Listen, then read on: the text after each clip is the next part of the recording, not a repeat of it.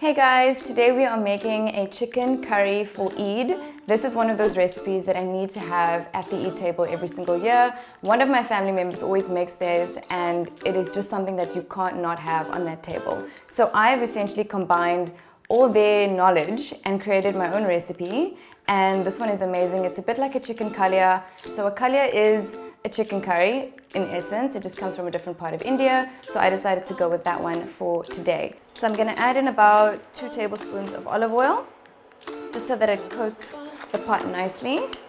And once it gets warm, we are going to add in my spices. So these spices just create a nice fragrant smell that is going to be adding to the curry. The spices on the chicken come later as well. So there's 2 sets of spices that you're adding to this recipe. And in here we've got some chili flakes, cumin seeds and coriander seeds. This is about 2 teaspoons of garlic.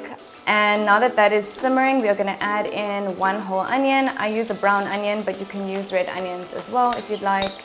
So now that our onions are nice and browned, they are looking so beautiful, we're going to add in some cinnamon stick and a bay leaf. So I put the chicken in now. What I'm going to do is let the chicken brown on all their sides just so that it can have a nice crispy outer exterior, and then it's going to be cooking fully in the sauce when we add the stock and the tomatoes. Okay, so now that we have browned our chicken nicely, I'm going to add in the rest of the spices.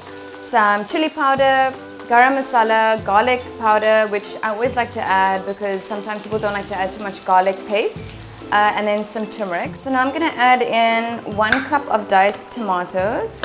So now that our tomatoes are getting a bit thick, I'm going to add in the potatoes. So we have our stock ready. This is about 2.5 cups. I may not need all of it, so I just made a little bit extra.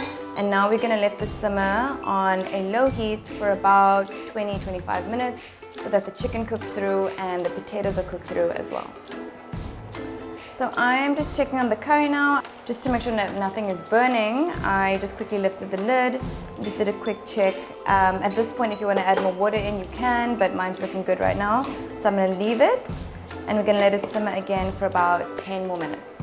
So this is the outcome of the Eid curry that we're making, the chicken curry. It is absolutely delicious. There are amazing spices in here that are coming together to really give your palate a treat. So this is what I love to make at least every Eid, all the time.